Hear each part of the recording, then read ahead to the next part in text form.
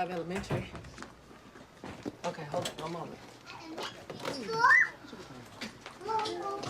got a pen?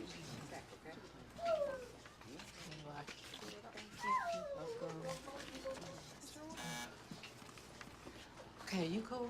Yeah, I got it. All right, I'm sorry to rush, but I won't be Come but here, Darius. 20 minutes. I appreciate you. You okay? Yes. All right. Come on. Come.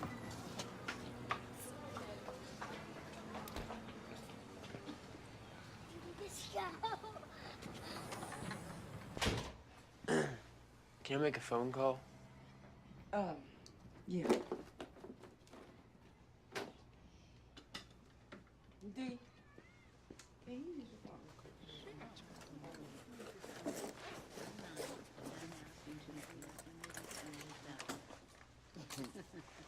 Hey, this is real.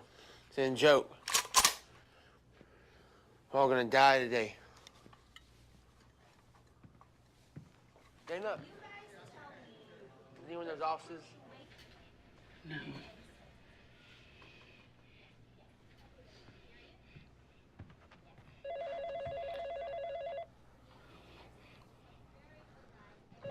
Hang it up.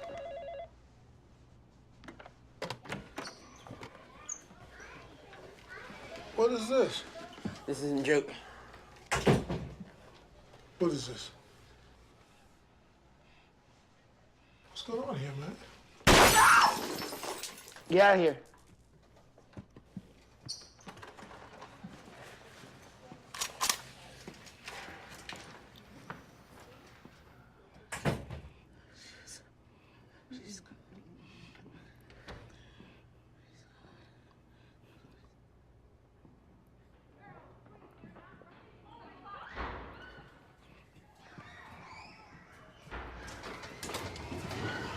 You go tell everyone I'm here. This is happening. No one comes in.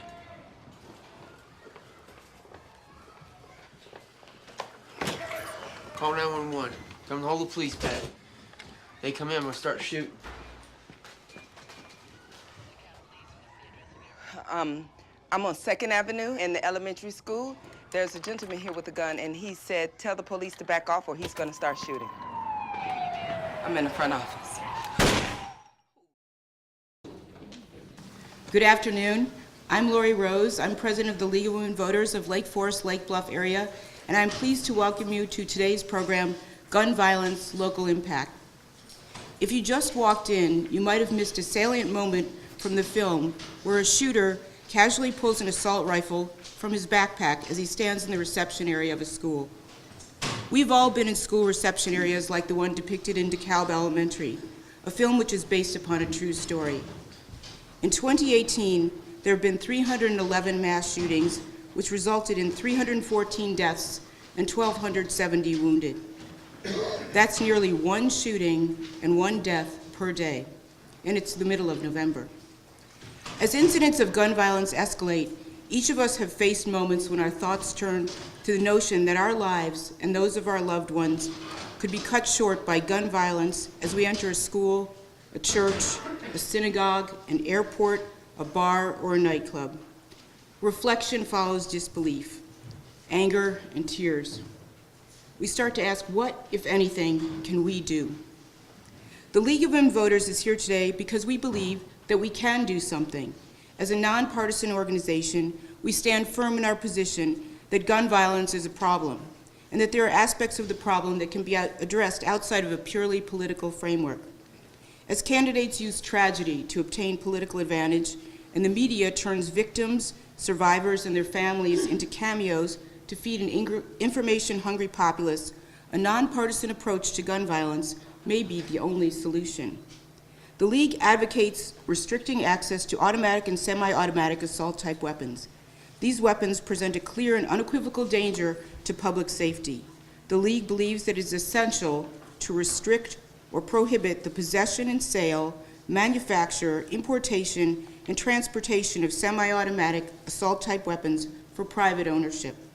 Additionally, the sale of ammunition for these weapons should be restricted or prohibited. The League also favors restrictive legislation at both the state and federal levels.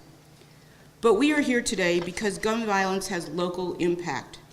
On the third day of this year, gun violence took the lives of 2 young people on Western Avenue in Lake Forest.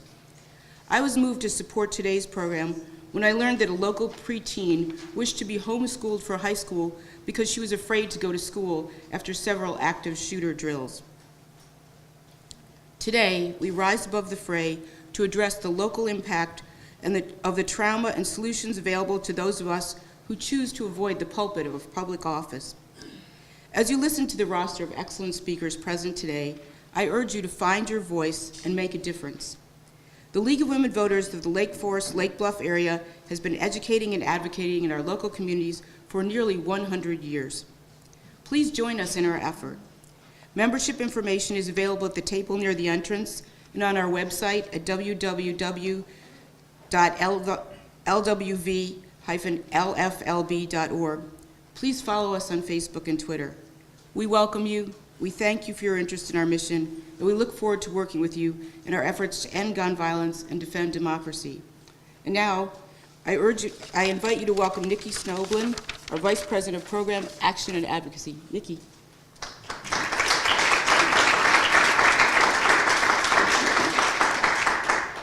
Thank you, Lori, and thanks to all of you for being here.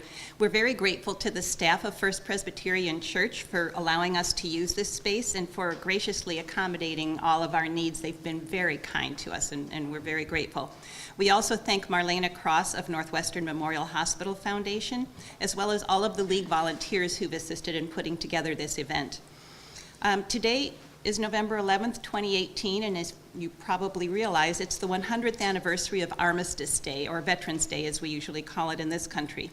It's the day that marked the end of World War I with an agreement that took effect at the 11th hour of the 11th day of the 11th month of 1918. I mention this because it brings to mind the fact that weapons have changed enormously since then. In World War I, bayonets were still standard issue for soldiers. Now guns with almost unthinkable capacity to kill are too often being turned against innocent civilians, even children, and we know it can happen anywhere. Since we began planning this program, there have been 2 well-publicized mass shootings, one at a synagogue in Pennsylvania, one at a club in California, plus hundreds of everyday shootings that never make the news but still destroy lives and communities. Just in the past 72 hours, there have been 228 reported shootings in the U.S., resulting in 83 deaths and 126 injuries in the last 72 hours. What is this doing to us? What's it like to go to school or work or your place of worship knowing that you could be next? What's it like for law enforcement knowing that they may be responding to the next mass shooting event or they may be the targets of it? What is it doing to this generation of young people? An essay appeared in the Washington Post a couple of weeks ago, written by an 18-year-old entitled, "I Belong to the Massacre Generation."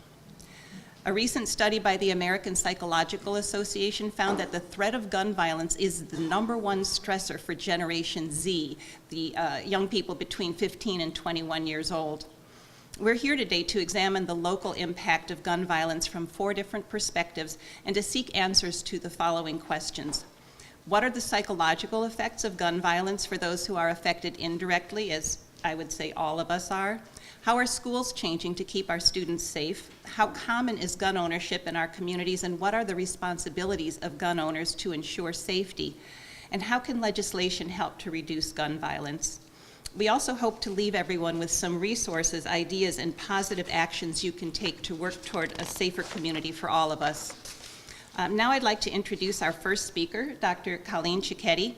Dr. Cicchetti is the Executive Director of the Center for Childhood Resilience at Lurie Children's Hospital of Chicago, and we're very honored to have her here. Dr. Cicchetti.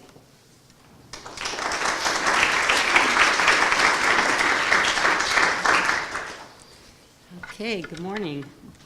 That was a tough way to start a meeting, so thank you all for being here. This is not a subject anybody wants to talk about, but one that we need to be talking about. So As she mentioned, I run a center at Lurie Children's that is the Center for Childhood Resilience, and we basically are the arm of the public health arm of the Department of Child and Adolescent Psychiatry at Northwestern Medical School and Lurie Children's. So really my work, I was trained as a traditional psychologist, worked for a long time. I've been at Northwestern for 30 years. I've been at the hospital for all of that time, and I have done traditional psychological work. But what I've started to do in the last 10 to 15 years is to really say, we know there's interventions that work for kids if they make it to our hospital, but most people never make it to our hospital.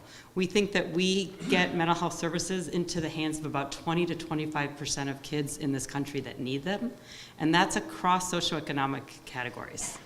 Many people have no idea how bad their insurance is for mental health until they're in the middle of a crisis, even in communities like this. But in places like Chicago, the dearth of mental health resources is really significant. So our work is really around how do we take what we know will work to heal kids, to help kids develop self-control and self-esteem and all these important things if they make it to the hospital, and how do we bring that knowledge into communities and say, we need to be doing this, all of us together. We cannot mental health our way out of this crisis. There will never be enough mental health providers. So it's up to us as community members, as parents, as teachers, as Girl Scout and Boy Scout leaders, all of the ways that we interact with kids and families to help. So here's our center, just to give you a little bit about us. I'm a psychologist. There's about 15 people on my team, and we spend most of our time interacting with schools. So school mental health is a really big place where we know that if we can get appropriate resources to schools and models, they typically have, most kids who have mental health services, 70 to 80% get them at school. So it's really important that we think about that. We also work in trauma training in any child-serving entity. So work with DCFS and the Juvenile Justice Department and the Girl Scouts and preschools, anywhere that'll listen to us to talk about how we can all do this work together more effectively, and we do training and research as well. So let's talk about trauma. Trauma is this thing that we're hearing a lot about and sometimes gets a little muddled. So what I'd like to share with you is the definition that the Illinois Childhood Trauma Coalition came up with. We're a group of about 160 entities across the state that are interested in thinking about how do we bring this model and this knowledge into all different public serving agencies and communities. So the idea is that there's an event. An event is something that's super scary. It used to be, when we think about post-traumatic stress, we thought of it as a moment where you thought you were at risk of dying. We've now broadened that definition. It could be a moment where you thought you or someone that you love is at risk of dying or being injured very, very much. It's also a situation, though, where the event is necessary but not sufficient. Because what we know is that it's how you make sense of that event. And that is why you might be in a family that all experienced a house fire and have very different symptoms, in part because how old you were, how close you were to the fire, do you blame yourself that that happened? So it's not just the event, but it's your experience of that event, and then it's how long it impacts you. Many of us have had experiences of loss in our lives, and we know that for that first month or two afterwards, we're not ourselves. But after a traumatic event, we expect some symptoms for the first month or two. But if it goes on beyond that, and it's not just affecting your immediate life around that trauma, but starts to impact your functioning across settings, that's when we really think about trauma that's impacting you in much longer and broader ways. So we think about those extreme acute events, those one-time events, those fires, those car accidents, those one-time shootings. But we also have to think about the chronic events, because those can actually be much more impactful. That's when it never feels safe. That's when you're living with domestic violence or a family member with mental illness that's very unpredictable, or if you've had, you're walking through communities where gun violence is happening all the time. Complex trauma is a particular version, which is that it's something that happened ongoing and in your family. So the very people whose job it is to protect you are the ones that are hurting you. And what we know is people who have complex trauma don't form those attachments, don't learn to regulate their emotions in context with other people, and so they therefore actually are much more dysregulated and much more at risk, so therefore much more challenging. The thing about trauma is we need to recognize that when we've done some surveys, about 50% of kids before the age of 18 have experienced at least one. So that's typical. 50% have had at least one.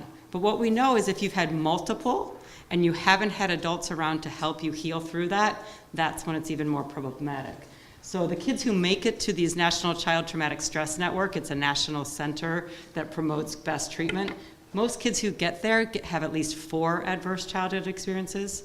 When we screen kids at the juvenile detention center, 90% of them have at least 6 or 7. Most have more like 9.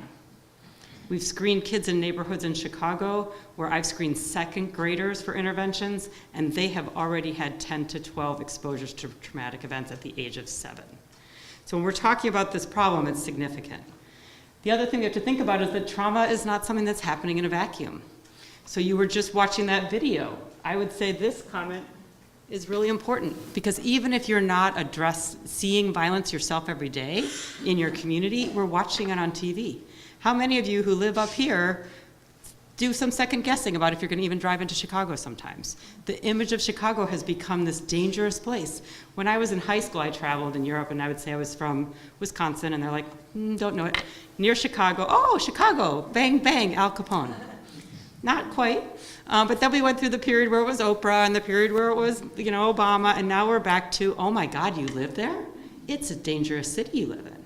So we're in this space and time where kids are growing up feeling all the time that they're at danger. And what we know is when trauma impacts someone, just one shooting, it's not even just that victim and their parent and their family. It's everyone around that. It's that school. I've been in many schools where one of the things we have to do is assign a mental health professional to walk through the kids' day all day long for the first day of school when they get back, so those teachers and those kids can deal with the empty chair in their desk, that empty in their room, right? So we're talking about effects the adults that work in those spaces, it affects those of us that live in the community. And when I ask educators whether they watch the news or not, about half say, yes, I want to know what's happened. The other half are like me who say, I don't want to watch the 10 o'clock news, because if there's a child that's been impacted that I know or care about, I'm going to get that call, and I'll deal with it tomorrow. I want to get a good night's sleep. So what we're seeing is this growing sense of risk. The other thing that we know, this is some data, Healthy Chicago 2.0 is an effort from the City of Chicago and the Department of Public Health to think about how we can promote health and wellness in our city. And what we see here is that, not surprisingly, the range of where gun violence is occurring and where the lowest childhood opportunities are very overlapping. And what we know is about 50% of kids that are black and brown in Chicago are living in poverty, as opposed to about 2% of white kids living in Chicago. So when we start talking about what's happening here and what that daily exposure is like, it's really important to think about that. But it's also important to remember we're not just talking about Chicago anymore. We used to be able to say, oh, that's a city problem, and that's not happening anywhere else. I think, if anything, the opioid crisis is pointing out to all of us that there is nowhere that's not impacted. When you look at this map of the state, the ones that have the highest intersection of poverty, violence, and trauma, the darkest colors are where it's the highest, and that's not Chicago. We actually have other neighborhoods and other counties that are worse. We also know that many of you are experiencing the move of folks from the city out to the suburbs. So what we're facing is school districts that weren't designed to deal with the types of poverty and the types of trauma and crisis that they have, being inundated with higher needs families and kids. So when we think about, has anyone heard of the Adverse Childhood Experiences study? Okay, wow, all right. I will do a quick and dirty on the adverse childhood experiences. If you want to know more, you can go research it. Just look up ACE study. So the ACE study is really important. It's my favorite public health study. My husband tells me stop talking about this at cocktail parties, but you all came today, so I can talk about it. The ACE study is a study that was done about 20 years ago, and they looked at 35,000 adults in Kaiser Permanente, and they asked, the doctor who started it was an obesity researcher, and he was trying to figure out why half of the people he treats get better and move on with their lives. The other half, he does the exact same treatments and they don't get better. And so he said, what's the difference here? What's going on? And for whatever reason, he came up with this survey, 9 items, and he just had his researchers call people and say, before you turned 18, did any of these following things happen? And the 9 things are child abuse, physical, emotional, or medical neglect, someone in your family who was incarcerated, someone in your family who had prison, someone in your family who had, all these things up here, right? So we've got physical and emotional neglect, divorce, mental illness, incarceration, and you basically score yourself a 0 to 9, just yes, no on those categories if they happen to you. If you look at that, 50% of us have at least 1. 25% of us have 2. But once you get above 4, up to 6, the risk of every single negative health outcome is doubled or tripled. And we're not just talking about depression and anxiety, we're talking about actual physical things, cancer, heart disease, all of these things that are plaguing our country, right? So the adverse childhood experiences data has been around for a while, and people are finally understanding that if we could do things about that exposure, it's not these things that happen to us that lead to these outcomes, it's what happens to our life trajectory. It's whether we're successful in school, the kinds of food we eat, the kinds of things we do, and the more risk factors we have, the more likely we are to have these negative health outcomes. So I didn't bring all my materials on that, but if you want to know more, I'm happy to talk about that. But the other thing that we know is that while these are the adverse childhood experiences, those are the ones that we first studied, we're starting to realize that they all grow in this other space. So if you have any of those ACEs and you also live in communities that are impacted by poverty and poor housing and all of those things, then it's cumulative. Those risks go up dramatically. And the thing that's important for our conversation today is that we've known for about 20 years that exposure to trauma in any one of those forms impacts the very things that schools are trying to do.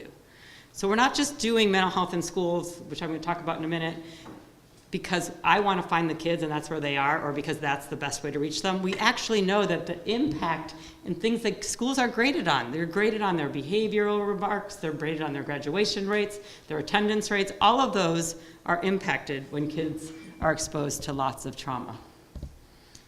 Here's an example of a really interesting study. This was done back at University of Chicago. They were doing this human development project. They were screening and following tons of kids, thousands of kids, and testing them. And what they were looking at was their academic functioning and various things across time. But Patrick Sharkey, the researcher, said, I want to crosswalk the data we collected on school performance with homicides in Chicago and see if there's an effect. And what they found was if you were tested on a week when there was a homicide on your block, your test scores went down. Didn't matter whether you knew that person or not. Just the fact that there was a homicide on your block. So what might that be about? Thoughts? What would cause that? Why would you do poorly on a school test if there was a gunshot and you're a homicide on your block? Scared? Well, yeah, maybe you can't sleep. You're worried about your family. What else? Stress? Thinking about what happened and not studying. Yeah, wondering what happened. Am I going to be in danger? What happened to my friend, right? So you're distracted. And what we know is there's all of those things. And sleep is one of them. Because what we found is it's not just on your neighbor, it's in your neighborhood, but it's also what you're listening to and hearing before you go to bed. Kids don't differentiate my block versus your block or even that suburb over there or something that happened in California or Philadelphia, right?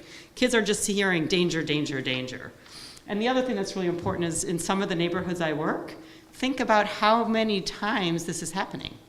If I am not performing my best any time there's been a homicide in my neighborhood, I might only be on my best maybe 1 week a month. It'd be really easy to label me as having some kind of a learning disability or not caring or not being motivated, right? So this is a poem that actually, it's interesting that you guys are here from the Illinois Council Against Handgun Violence. They do a competition every year where they have kids send in information about how handguns have impacted them. And a few years ago, I was lucky enough to be at their luncheon when Christian got this the award and came up and actually read it. So I want you to read with me the part that says, "But I can't." So the line, and this is a 4th grader in Chicago Public Schools. I want to go outside and play, but I can't. Not because it's a rainy day, it's to avoid the gunshots that may come my way. I want to go outside and play, but I can't. Not because I have no bike to ride, it's because my mom fears I'll be another victim of a senseless homicide. I want to go outside and play, not because it's after hours, or even that it's way too dark. It's because of all the bloodshed that occurs in the neighborhood park. I want to go outside and play, not because I have no friends, it's because the violence, it seems it never ends. I want to go outside and play, not because I don't deserve it. There's this thing called life, and I'm just trying to preserve it. Yeah, those are some pretty profound words coming out of a 4th grader. What does it make you think about? What is she missing? Childhood. She's missing all those opportunities to go out and figure out how do you manage yourself in the world with the big kids and the little kids and play games and figure out what you're good at. Maybe it's not schoolwork, but it's other things, right? But what's her mom doing that's amazing? Keeping her safe and reading to her and she's obviously an incredibly bright girl, right?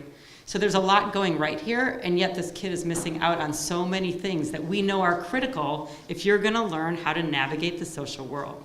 And so when we start talking about doing social emotional learning in schools, this is part of the reason.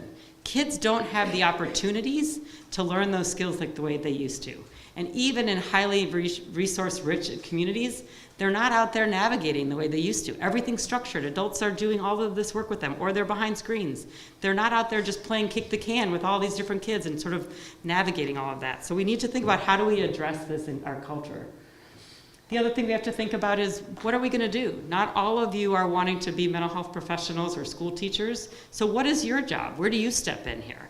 And this is some of the ways I think are really important when we talk about community trauma. We start thinking about what's happening in terms of the community itself. Are there job and economic opportunities in that community? Can you see someone in your community who's living a successful life and has a path that you believe that you can follow? Is the physical space that you live in comfortable and safe? Are the playgrounds safe? Are there needles everywhere? Do you need to go out and find a place to be safe and have to stay inside your house? And what about in your community? Is that fabric there that if your mom is in crisis or you're scared that you can run to the neighbors and get help? Or are you isolated and you're not letting the neighbors know your business? Right? So these are the kinds of things we start thinking about. How do we address all of these factors that are impacting kids? We also have to own up that it's not just what's happened to the individual, but maybe what's happened to their family and their family before that. We're increasingly finding this thing called epigenetics. We can find and see traces on the genetic markup of babies in utero of stressful events that their moms have experienced while they were pregnant. We are passing trauma from literally pre-infancy to children's lives, and it changes their genetic code. The good news, and the reason why I can do this work, is we also can see genetic changes in kids who've had treatment, and that's really important. We also want to think about some of the new things that are coming into our communities. This trauma associated with being a refugee and an immigrant, we know most of these kids have had pre-leaving their country trauma, oftentimes horrific trauma on the way here. Sometimes, do you know the average amount of time they spend in transit? It's sometimes 18 years for refugee families that they've been living in multiple countries, in tents, where kids have been trafficked and there's no health care and no education. So there's the in-transit trauma, and then guess what? Getting here isn't always so easy, right? So we've got 3 different spaces and times where those folks could be impacted by trauma, and there's all these acculturation issues and parents that are used to be high functioning and be able to provide for their family that no longer can. So we're really seeing this as a new stressor that's impacting schools across our state. And then we think about bullying. We're hearing more and more about bullying. We're hearing about kids saying pretty awful things are happening at a pretty high rate. Many of us experienced bullying as kids, but what we're seeing now is that bullying is happening in much higher frequency. You used to be able to leave the bullies at school and come home and be safe, but now your phone is following you. So that feeling that you're getting in trouble all the time and that things are coming your way and that you can't stop it and you can't turn it off is really important to know. So we know that people have experienced it, and they're not talking about it to their parents, they're talking about it to their peers, if they're talking about it to anyone at all. And we know that bullying can actually lead to the same sorts of outcomes that other sorts of traumatic experiences have, the very same symptoms and the very same trauma. So if it's happening at an intense frequency and they can't get away from it, it's like one of those chronic trauma experiences. So the question becomes, is there some link between all of this and gun carrying? One of the things that we know is that many kids are bringing guns to school, and when you ask them why, it's because they want to protect themselves. Most kids who have a gun with them who are walking into school are saying that it's because they're afraid and they're doing it to protect themselves. When we look at who's most at risk of having a gun or actually using the gun, what we find is bullies are 5% more likely, but if you've been bullied and you're threatened or injured or you're feeling unsafe, you get up to 70%. So when we're talking about high, victimization makes kids anxious and scared, the question starts to become, well, what's going on? It's not causal. We're not saying that being bullied makes you bring a gun and shoot it. But what we know is that that's one additional factor that many kids are exposed to that can also be a form of trauma that can lead to this. The problem is that most kids will not do that. It's a very, very small percentage of kids who were bullied that are going to end up hurting someone or even with a mental illness. What we know is that we can't just go find them. The issue is much bigger, and we have to take a public health approach. So just quickly, a couple things about brain development that help explain some of this. If you see a healthy brain and a 6-year-old brain right here, we see the first thing that you notice is the size change, right? But then there's also all these neural pathways from newborn to 6 years old. Those neural pathways are affected by how we use our brain. And children who've been exposed to severe neglect, often their brains are developing very, very differently. So this is a typical 3-year-old brain, and this is a brain of a child who'd been severely neglected. What's the first thing that you notice that's different? Size, right? So this baby did not get the kind of food or nutrition. But more importantly for us, these critical pathways. These kids have not developed the same neural pathways that are required to help them regulate their thinking, their actions, their behavior. So imagine this kid coming into your school system. You don't get to cut the head open and say, excuse me, how's that brain development going? You've got to try to figure out what to do for all kids. And so we know that kids have a fight, flight, or freeze response. We know that when things are scary and they happen, our bodies are developed to protect us. That was part of how we were developed. That is a good thing. Most of us should be very grateful that we had family members years and years ago that knew to run or fight, because if they didn't, they would have been dead. So this is a good response. The problem that we have is that while all of this is adaptive, it's not so adaptive when your body is constantly in the stress mode. If your body never goes back to baseline, it's always shooting on high gear, those pathways start to be changed. And so these kids who are exposed to chronic trauma and stress are activated all the time. So little things can trigger them. And it ends up affecting their body. These chemicals, adrenaline and cortisol, that are good if you have to think quickly. If you ever been in a car accident or someone was trying to hurt you, you have to think and be strong and move. But if that's on you all the time, you're not stopping and thinking. You're activated. A loud teacher or someone in the classroom can set you off. So we know the brain is impacted. We can see changes in brains, but we also know that we can build resiliency if we really think about it. Brains are capable of growing and changing. Even as adults, we can learn a new language, but it's a lot harder than if we do it right the first time, right? So we really want to be thinking about how do we create these settings where not everyone who's exposed to trauma is going to have all these symptoms, but we need to be thinking about, we as adults creating communities, how do we try to think about protecting our young people? How do we try to say, if a kid is acting out in your setting, not what's wrong with you, what are you doing to interrupt my process, but what's happened to you and what is my job as an adult to help you to heal so that you can function in this setting and in our community and be safe. So we have to do this thing called repacking the backpack. Kids carry around enormous backpacks with all kinds of stuff, but we don't know when they walk into our setting how they feel about adults, the people there, their peers. Do they feel safe? Do they feel protected? Do they feel loved?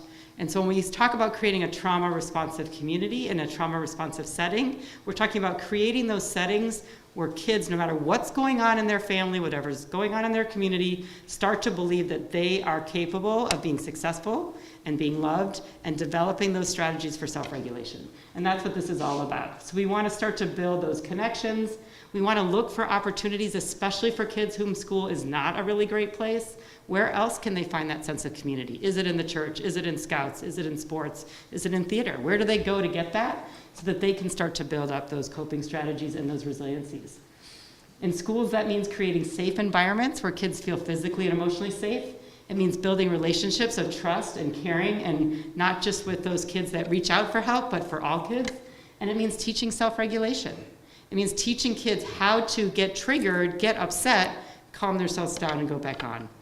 In Illinois, that means using a 3-tiered system of support that I know Ingrid will talk about in terms of what that looks like here.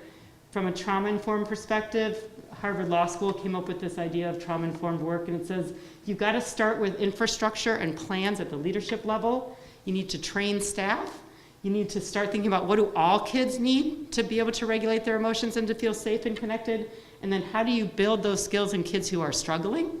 And then if they need more, train everyone to recognize that and connect them to services before they end up in trouble or doing something dangerous. Recently, this has come into a model of trauma-responsive schools.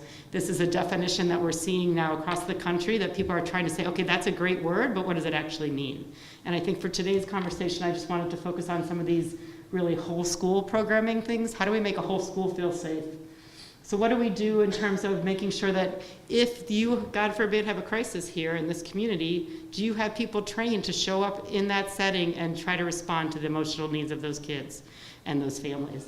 Do you have teachers? Do you have adults in the community? Do you have discipline strategies that keep in mind that if people are experiencing trauma or are scared, some of your strategies may trigger them?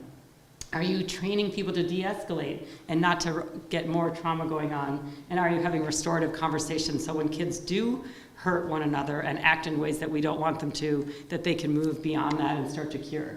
Do we have opportunities to think about trauma-informed emergency drills? We just heard an example of someone being afraid to go to school after 2 active shooter drills in their school. How are we preparing kids? Those are scary moments. We need to think about how we do those kinds of trainings. Of course we need our kids to be safe, but just doing the activity is causing them to feel anxious. So are we doing that and then helping bring kids back down and talking about it and making sure they know the real numbers, that it's not likely to happen, but we want to be prepared, just like we do the tornado drills and things like that? Are we doing something on your campuses that really thinks about threat assessment? I think Ingrid's going to talk about that.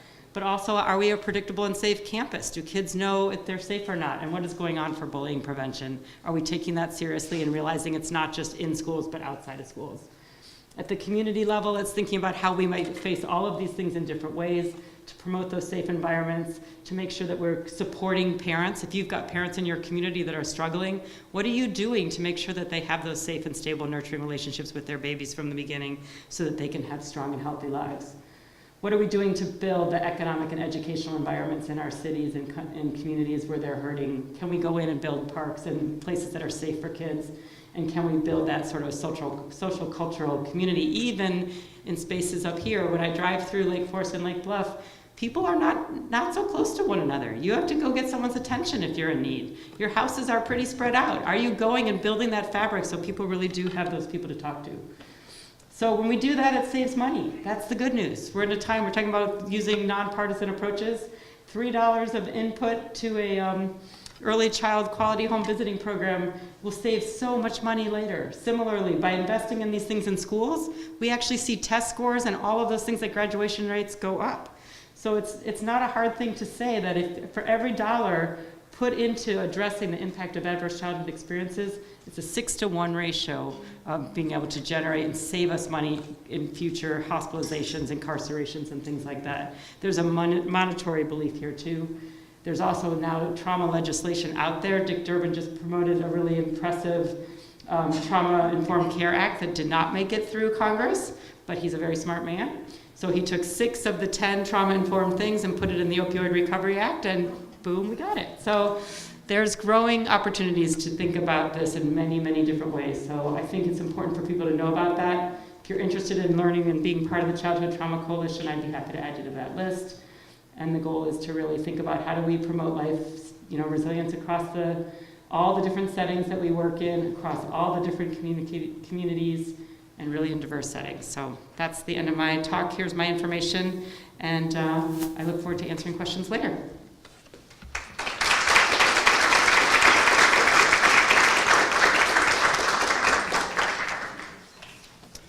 Thank you so much, Dr. Cicchetti. Okay. That was really interesting, and I imagine some of you probably already have questions that you would like to ask her, and that brings me to a piece of housekeeping that I forgot to mention earlier. We have Joanne and Mary in the back who have note cards. They're going to be bringing them along. If you would like to ask a question later during the question and answer period, raise your hand. They'll pass a note card and pencil down to you, make a note of your question, pass it back, and then at the end, we'll be taking those note cards and asking the presenters the questions. So just feel free to raise your hand if you would like a note card at any point during the presentations.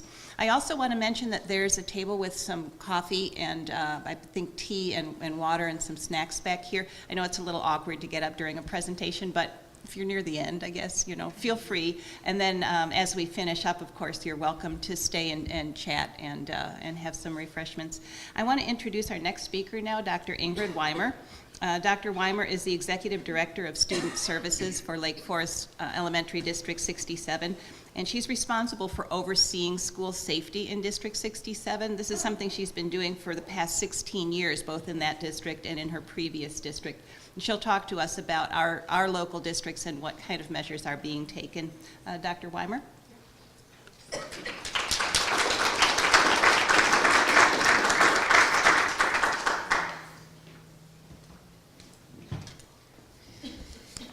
So, hello everyone. Thank you so much for having me. My interest today is bringing to you some information what local school districts are doing in light of school safety and security. According to the Federal Bureau of Investigation, shootings that occur, approximately 24% happen in the educational environment. That includes early childhood centers and colleges and universities, and of course K through 12 schools, public and private. School shootings in 2018, there have been at least 76 incidences of gunfire on school grounds. Now, in really researching where these statistics come from Everytown, research.org, so there's been some information in the local media that Everytown has a pretty generous definition of what school shooting is. So it includes when a firearm is discharged on a campus, inside a school, or gunshots end up on campus, and it includes university level as well as early childhood centers. And it can happen at 24 hours. And so if you're somebody who really feels that the Everytown research is a little bit too generous, so I would encourage you to look at their website. I have a visual with me. I'm not actually filling a vase of flowers. There's a reason for this. This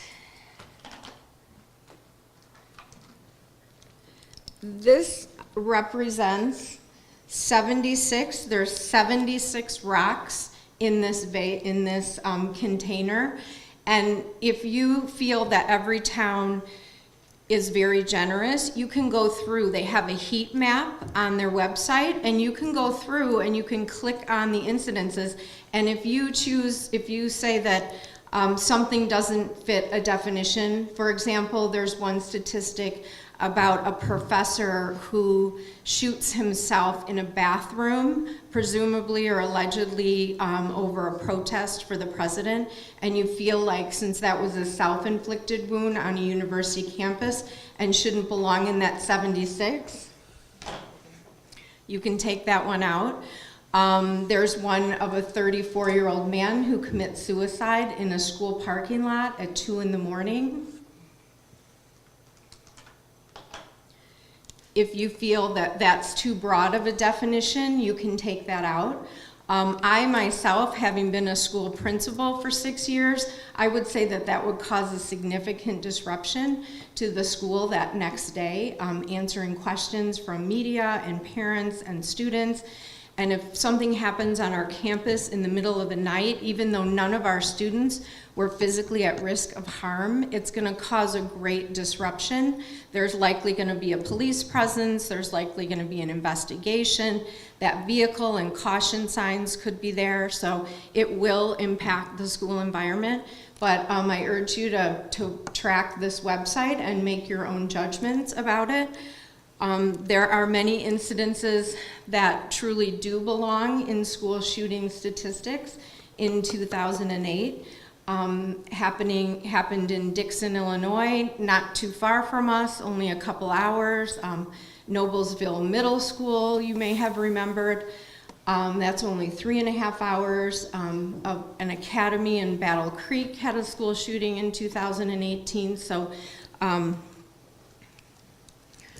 one thing that we want to do at the school level is make sure that we're not too complacent, that it could never happen here. We live in very idyllic communities, and there's amazingly wonderful features about Lake Forest and Lake Bluff and all of our neighboring communities. We just need to make sure that we understand that Mental illness does happen here. Their danger could erupt in a school at any moment. So we want to make sure that we're not complacent and dismissive of best practices in school safety.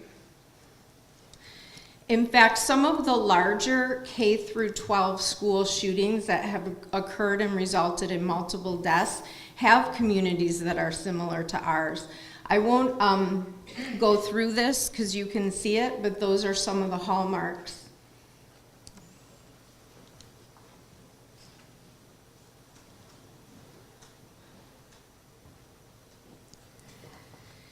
So what I really want to concentrate my time on is what can schools do about it? There's scary statistics. Kids are dying in our schools. Teachers are dying in our schools. And it's not happening at the rate, frequency, and intensity that's happening in other developed countries. So we want to make sure that we're protecting our students, our staff, our visitors, our parents that come to our schools, our grandparents, anybody on our school grounds. There are things that schools can do, and there are things that school districts are doing. We learn from others. When there's a major school event, or even minor, there's a lot, the Department of Justice, the school district, local law enforcement, they're really studying those and coming out with information from minute by minute of what happened, and then precursors of where perhaps was there early indicators or warning signs that could have possibly been better addressed, whether something was missed in the safety protocol, in handling if that was a known person or student. So we definitely learn from others. We stay connected, we stay current. We collaborate with our first responders. All of the schools in Lake Forest and Lake Bluff, whether they're public or private, have great relationships with police and fire. We meet with them very regularly. I would say in Lake Forest, we probably meet with law enforcement and the fire department, first responders, at least 5, 6, 7 times. And then we have school resource officers that work most closely with the administrators in those districts. Schools have emergency management system, so we model that after FEMA. So the Federal Emergency Management Agency has an incident command structure. Schools follow that. We have an incident commander, we have communications officers, we have logistics, operations. It's very multifaceted. So we identify who within a school and within a district are those key people and who their backups are.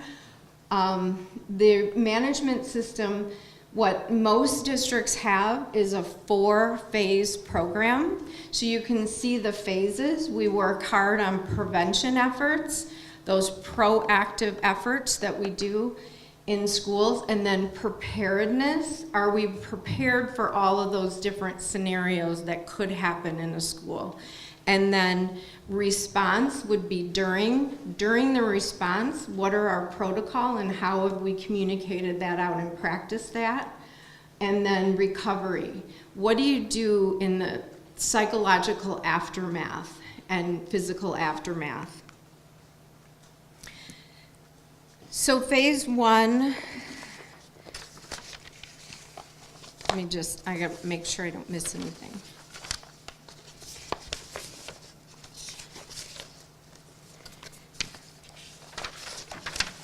Because then I'll be driving home saying, oh, I missed that. So in phase 1 of prevention, that's where we look at all our mitigation efforts. And here's an example, physical site assessments. You can actually have an independent company come in and do a safety and security physical site assessment, or school districts can choose to do that on their own. But you're really looking at what is your visitor management protocol. Those of you that have been in local schools lately, chances are very great that you've been asked to produce a photo ID. And what happens with that photo ID is we sync that with an online database. So in the office, it will rapidly check your name and birth date against a 50-state sex offender list. And if that shows that there's a hit on that there's a match, then automatically it will alert, it'll alert me and my district, whoever the district has set up. So principal, office staff, and you will not be allowed to proceed into the school. Also with the visitor management protocol, you see in our schools, local schools have multi-tiered entry systems. So very unusual in this day and age to find a school where there's only one door that separates you and the students or the teachers. There's usually a series, and it's usually 3 tiers, 2 to 3 tiers, where there might be an outside entrance with an intercom where you state your name and your purpose for your visit, and then you come into a vestibule, and then you give a little more information. That might be where there's a little visitor exchange window, a transaction window, where they run your driver's license and print a badge for you and make sure that your reason for entering is plausible. And then another layer is then you're in the office, and then you're face-to-face with the office staff, and then you get buzzed in electronically into the main artery of the school. So that's very common what you'll see. Most schools use some programs called Raptor or Lobby Guard. There's a lot of them out there that help us vet who our visitors are. And then architectural and environmental features. So you'll see, for example, we even have some protocol on making sure that we don't have huge shrubs near the entrance where somebody could hide, for example, and try to get in when somebody who is a legitimate visitor gets in. So you'll see we've changed, some schools are mindful of their landscaping. You try to, as much as possible, give natural surveillance, which is visual surveillance, over just artificial, which would be like a two-way monitor or cameras. And professional development, part of our professional development efforts is to make sure that we're getting in front of our teachers as much as possible to keep safety and security on the forefront of their minds, and that they're practicing and communicating with their students. And professional development, as Dr. Shikhetti said, we have been doing trauma-informed counseling professional development for our mental health workers in our schools. And social emotional factors and social emotional learning, bullying was talked about. We are really taking a deep look at bully prevention and awareness, also social emotional learning, which breeds empathy, tolerance, self-awareness, all those types of key hallmarks.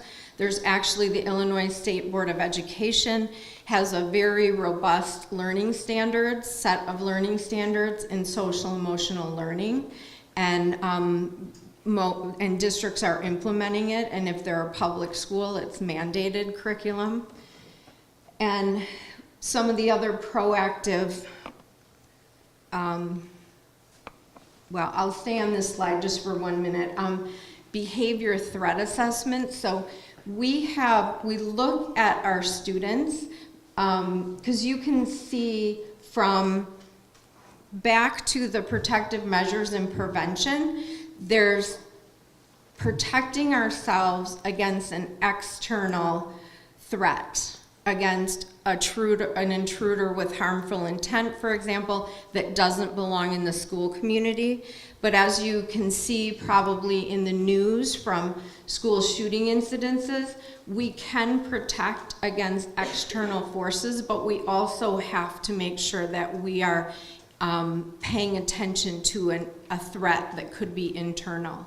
It could be a student that we have that has every legitimate right to be there, that comes through the doors in the morning. So we have to make sure that we have external measures and internal measures. And one of our internal measures on the prevention side is making sure that we're keying into our students. And multi-tiered systems of support, which is what are our universal or our tier 1 preventative measures? What do all kids get? What do we expect of all kids?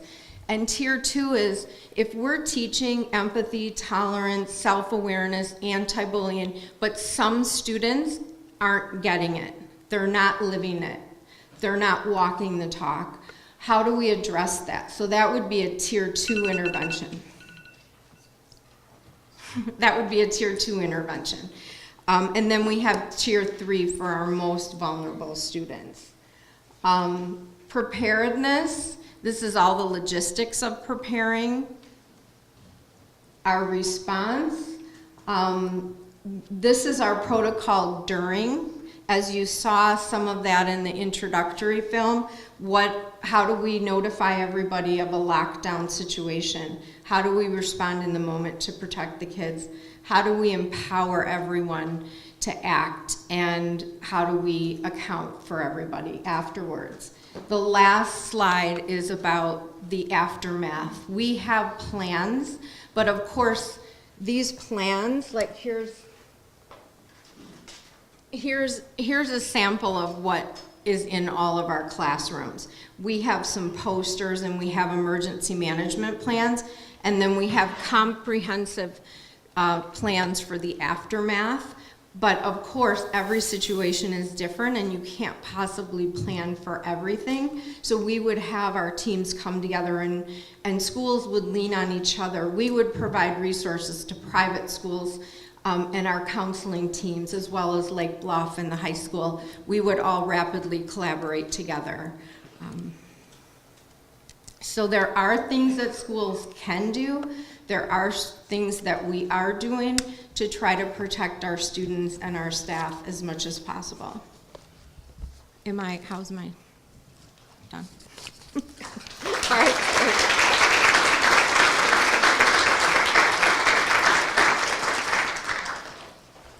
Thank you very much, Dr. Weimer.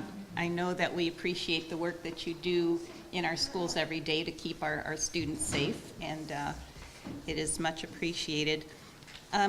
Our next speaker is Roman Buckberger. He is a deputy with the Lake County Sheriff's Office. He's going to be speaking to us a little bit about gun safety in the home. We were trying to gather some information on the prevalence of gun ownership in our community, and that turns out to be extremely difficult. We can find out how many people own a firearms identification card, firearm owner identification card, FOID card. That doesn't necessarily mean they own a gun. The data for Illinois overall shows that there are, I believe, more guns than the number of residents in the state. Now, of course, that would include people who collect guns and could have dozens of them that are, historic pieces or whatever. It could also include people who are stockpiling weapons for a mass shooting event. So it's really difficult to tell. We can't tell you there's a good chance your next door neighbor has a gun or not, but Roman is going to talk to us about people who do have a gun in their home. How should they be keeping their family safe and their neighbors safe? And perhaps if you are concerned about your neighborhood, you might have questions about how you can talk to neighbors about whether there are guns in the home and how they're being stored. So, Roman?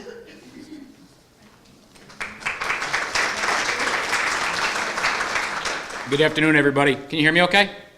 First off, thank you for being here. Sunday, Bears are on. Don't have many nice warm days left in front of us here.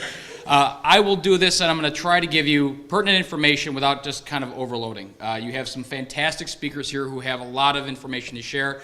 Mine is much more on the base level. Mine is more at the application level at its foundation. To give you, first off, as far as your individual safety, understanding that this is a tough topic to talk about, whether you don't want any or you believe that it's a right and all that stuff, that's not what I'm here for today. What I am here for is that everybody needs to have some civility as having a conversation of what's acceptable in their communities. So anything that I tell you here is not going to be universal to everyone. Someone's going to choose to maybe apply this, and somebody else is going to choose to dismiss it, and that is their right. Okay? And we have to be respectful of that even if we disagree with it. Home safety as far as firearms should be simple enough. Everybody understands the concept of what it is, and we understand how dangerous it can be. But unfortunately, in certain communities or certain parts of the country, there's this belief that if I just don't want to deal with it, it doesn't affect me. I've heard from different communities talk about, well, we have to know or want to know how this affects me here. And I kind of look at everybody and I'm like, understand that just because you're here does not mean that somebody else can't interject into it. It doesn't mean that you're not eventually someday going to go to college, possibly in a completely different state. Doesn't mean that you're not going to be going shopping one day and find yourself in the same situation. So rather than being public gun safety in the home, it's just personal safety overall. First and foremost is going to be the best fight you can have is the one you never have to have. You need to understand and be very attentive to your surroundings and understand that this is just where you're at, just like when you're driving in a car. When you were 16 and you first got your license, it seemed overwhelming. All the cars were driving all around you. It just was too much to comprehend. That's why you always had little stickers, be patient, driver learning here. It's the same thing with what you're doing here today. I don't want anybody to raise their hand when I ask this. But when you came here today, how many actually did an overall assessment of this room, and if something were to happen, would know what to do or where to go or what they would do? And again, don't answer. I don't want anybody to put themselves in that spot. I'm not going to lie, guys. I'm the one with all the big yellow patches all over me. I did. I've never been here before. The first things I did was looked at the exits. I also had to understand where I was sitting relative to anything else, because even if somebody has an individual, a medical assistant, guess whose responsibility it's going to be? Mine. So when I come in here today, I think about where I'm parking, because that's one of the things that I'm going to do. I understand that this is a little bit more than what the normal day-by-day is, but you can control a lot of this. The public outnumbers the police department. If we woke every single police officer up and got him out of bed today and put him on the street, the public's going to outnumber us approximately 550 to 1. Which means ultimately these problems that I've heard so far today, which has been really interesting information, still falls down at the foundation of how is society dealing with it and what is the individual either motivated or capable of doing. So as an example, the sheriff's office, I went to a class called Crime Prevention Through Environmental Design. CEPTED is the acronym for it. And basically what it is it touches base on what the doctor just talked about. One of the things that us, or myself and 3 other people, the sheriff's department, is supposed to literally go out, go to any, whether it be business, home, school, whatever, look at what you have and say, as a governing body, what are your priorities? What do you want? And then I'm going to tell you where your strengths and where your weaknesses are. And then it's up to you to decide whether you want to apply them or not. So this is something that we've implemented in Lake County as far as the sheriff's office. I can't speak for every other department. I don't have a list of those. But this is the sheriff's office way of saying, listen, we want resources to all the people in Lake County so that we can give you a perspective that you might not be used to seeing, give you ideas and something to challenge you with. We went to a church, and I'll keep it as vague, that was out west. And it was it was a wonderful church, had a lot of history, but unfortunately it was very limited because of the time that it was built and designed. It didn't offer a lot of options. So we had to have some serious conversations with the folks there, as far as the body, as far as what they could do to help keep the parishioners safe. Okay? And that meant having a real hard conversation. What I am going to challenge each of you to do is when you leave here today, I don't want you to be overwhelmed, and I don't want you even to necessarily say anything right now. I just want you to compress it a little bit. When you wake up tomorrow, are you going to take an initial step to make a plan as to what you are going to do if the fire alarm goes off? Well, we all know we're just going to leave. Well, I got news for you. Although I know it's part of you're supposed to have the law on the wall as far as where you're supposed to go, I'm going to bet my paycheck that most of you didn't look at it when you walked in here today, which means everyone's going to go someplace else. Sorry, don't mean to throw you guys under the bus. It's just human nature. I'm sure that the doctors can back me up on some of this. I'm making an educated assessment on these. Okay, which also means that it's our human nature to want to assume the best all the time. Anybody disagree with that? When I show up and I do stuff, even when I'm not in all of this, part of what I'm supposed to be doing, and yes, I have to put a disclaimer here, yes, I've been in the military 3 different times. Yes, I've been in an undercover unit for 3 years. Yes, I've been in an attack team. I am not pro-firearm. As a matter of fact, I tell everybody that I don't do this when I'm not in it, to be honest. I tell everybody I'm a garbage man. Okay? Don't laugh. No one ever asks you a question after that. But it's important because as I'm walking around my daily life, you'd be surprised that just simply sitting in a restaurant, I start making an assessment. Because Business or workplace is also high risk as far as any type of workplace violence. We have an entire program that we've committed to going out and doing these assessments to businesses in Lake County. And I know this is specific to firearms, but it's not just firearms that we talk about. We talk about their security, challenge points, and we actually challenge other employees about making an assessment to their workspace as well as their fellow employees so that everyone's on the same page. You know what? We're not going to think about it when it happens, because, ladies and gentlemen, if that happens, you're going to fail. You are going to have that moment, and the verbiage that I would usually use is a little offensive, but it's that you will actually stop breathing. You will get tunnel vision. You will lock up. And then when you finally come back down to it, it's all going to flood at you at once. You are not going to rise to the occasion. Okay? I don't want anybody, and now although I have not been anointed the spokesperson for Lake County Police. The chief of police didn't nominate me, my sheriff did, to be here today. But ultimately, at the end of the day, you have to be responsible for what you are going to do. You have to have a plan in place. Don't wait till you get a flat tire to make sure you have a spare in the trunk. So when we talk about your home, you need to be proactive. You need to understand that your kids may be going to somebody else's home that you not necessarily can't control. You don't know what they're going to come across. You don't know what they're going to see, and you have to do this. With my own nephews, I have an issue with, because as they go through the toy aisle, it's very difficult to tell the difference between a real firearm and a fake one. So I have told my nephews straight up, I will, if I even see you touch it before you talk to your mom and dad. One of them gets it, the other one, they're twins. I'm working on it, okay? But this is a true story. We talked about rifles. I have a rifle in my squad car right now, and yet my neighbor got his grandson a pellet gun that from a distance I could not tell the difference. I didn't know the difference until I literally took it from him and flipped it over, and I could see that the ejector door was obviously one piece. And this is what we are putting out or making available to kids. It's really setting them up for failure, even when they're not potential offenders in any kind of crime. I'm asking you that when you do this, you have to have these conversations with the children, and you have to have them amongst yourselves. Okay? Not arguments, legitimate adult conversations to find out what is the most applicable for in your communities and what you can do. And then take a second for yourself and your family, that when you walk out of that home, which is supposed to be that's your happy place, what are we going to do out there? If we're driving down the road and we see something, what is our family plan? What are we going to do? Don't assume it'll never happen, because you don't know when it's going to happen. You don't know. Most of the time, an offender who's planned it has already got themselves into a position that they're ready to go. That is not the time for you to have to decide with your children, which one are you going to call 911, which one are you going to run, and what we're going to do. I'm not saying that you have to go, because I know we were talking about as far as the psychology and the stressors that come with it. You don't have to title it. You just like the fire alarm. We don't want to ever think about this wonderful place catching fire, but we still practice about it in a hypothetical sense to get people to at least respond to it. Your personal safety is also included in this. Do you know what to look for or talk to your kids about when they're going to their friend's house? How many of you actually have your kids, not just because you have your phones, but have them check in when they get there and have them tell you before they leave? Okay? Again, sounds great, and I got a tracker on the phone. That's not perfect. Every time we make something that's convenient, we can also manipulate it. Okay, and that gets into a whole other public safety thing as far as the stuff that kids do to their phones and everything else, which I won't get into. Yeah, but I see everybody nodding, so I think they know where I'm going with this.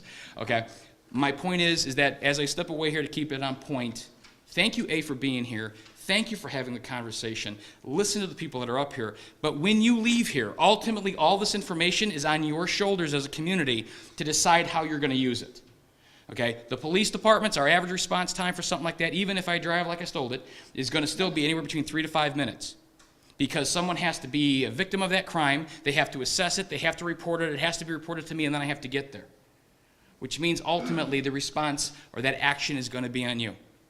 Whatever you choose to do, there is no wrong answer.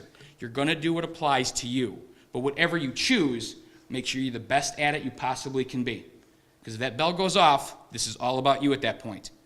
Yes, the cavalry is coming. Yes, you have men and women that will break windows and jump out of planes in order to get to you. But the first step is ultimately going to be your guys' assessments and your guys' actions to start. I'll keep it short and sweet.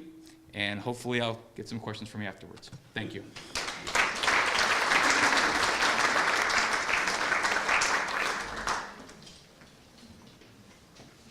Thank you very much, Roman. I have heard you speak many times, and it's always a pleasure.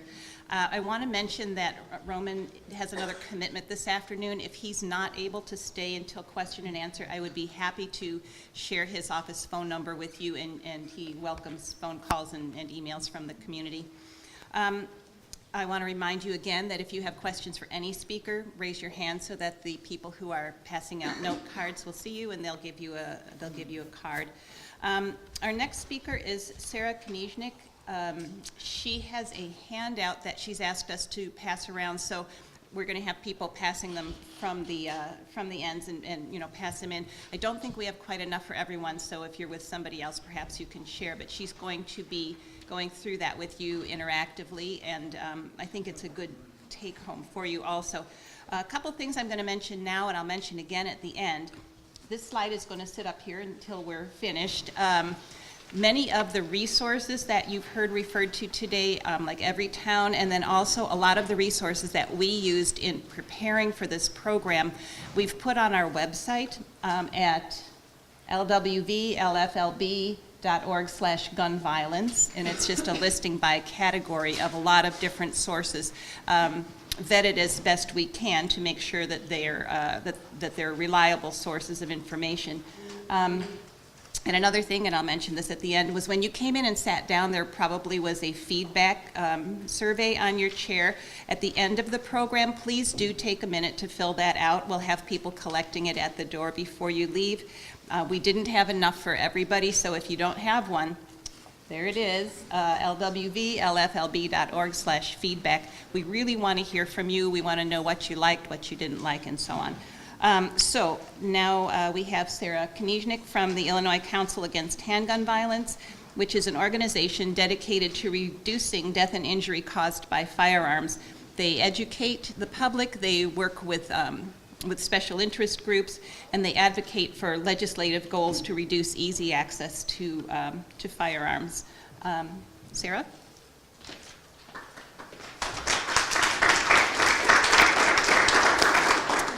Thank you. Good afternoon. I do work for the Illinois Council Against Handgun Violence, and one of my primary responsibilities, the thing I spend most of my time on, is running the Illinois Gun Violence Prevention Coalition.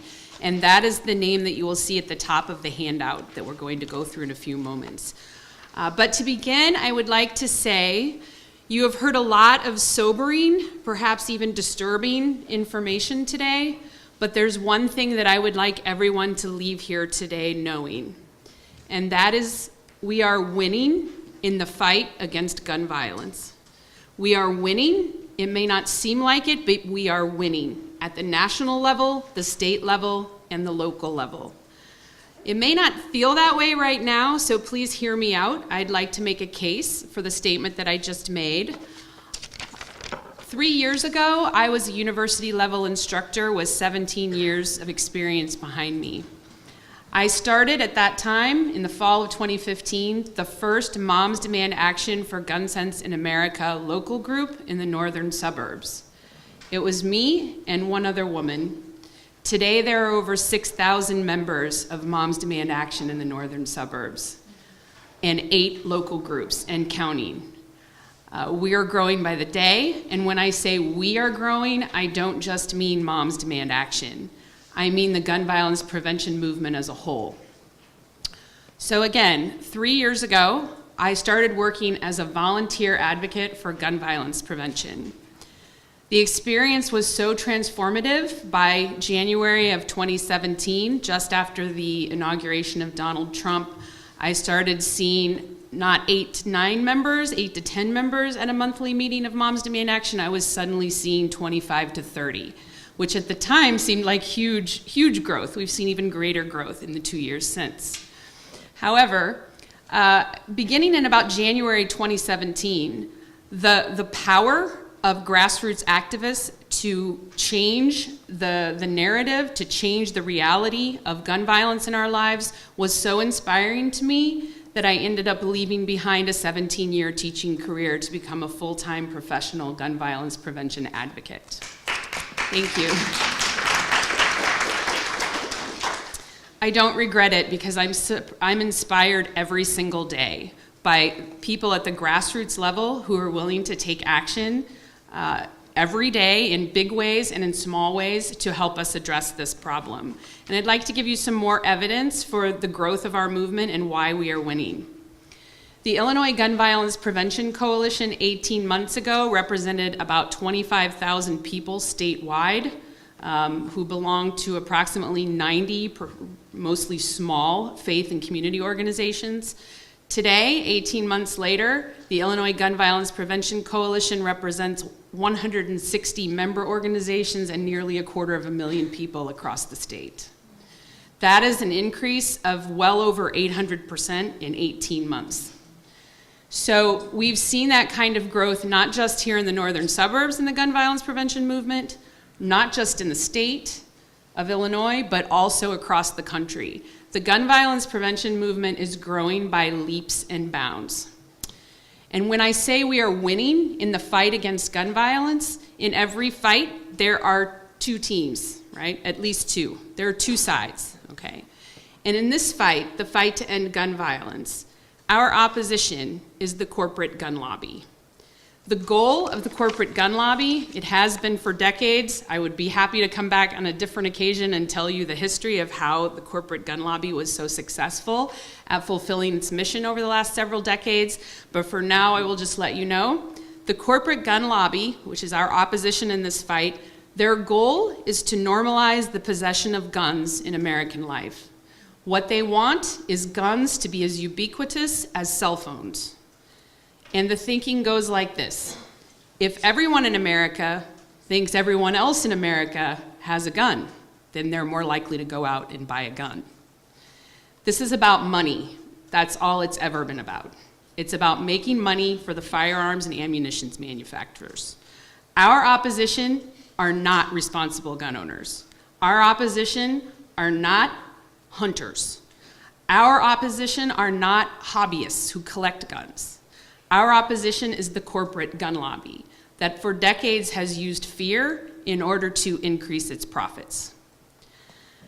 Our goal, those of us on the other side of this fight, our goal, the gun violence prevention movement nationwide throughout the state and at the local level, is to balance the legitimate Second Amendment rights of responsible gun owners with the right of everyone, including those gun owners, to live free of the threat of gun violence. And what we're really talking about is cultural change. And cultural change happens in two ways. If you look at previous experiences from American history, the civil rights movement, the fight for marriage equality, smoking, drunk driving, cultural change happens in two ways. It happens through legislation, but it also happens through changing the culture around whatever that issue is that you're trying to address. So that is the purpose of the Illinois Gun Violence Prevention Coalition. I gave you a statistic a few minutes ago about how we've grown throughout the state in the last 18 months. I can tell you, as someone who's been a gun violence prevention advocate for 3 years, there has been an absolute sea change in the last 18 months in our progress on changing both legislation and regulations around the safety of guns and the culture around guns. I have some facts to back that up, but I'd like to, since I know we're going to focus today on state and local changes, things you can do at the state and local level. That's what I've been asked to talk about today. But I'd like to leave you with one fact that backs up what I said about how we're winning in this fight, not just locally and at the state level, but throughout the country. As of Tuesday evening, for the first time in American history, a majority of the House of Representatives are supportive of gun safety legislation. That only happened because of the grassroots activism that we've seen in this movement in the last 2 years. So I'm not going to talk a lot about the national level at this point, but please keep that in mind because it's a huge, significant change. you're going to see progress in federal level legislation. It hasn't come yet because we're still active at the local and state levels primarily, but it's coming. So the Illinois Gun Violence Prevention Coalition, so if you'd like to refer to your handout here, that's the logo that you will see at the top of the page. In the coalition, we have 2 goals, and I mentioned them briefly, but I'll repeat them because I'd really like to keep them in mind. We have 2 goals. The first is to pass gun safety legislation at the state level, and the second, as I said, is to change the culture around guns.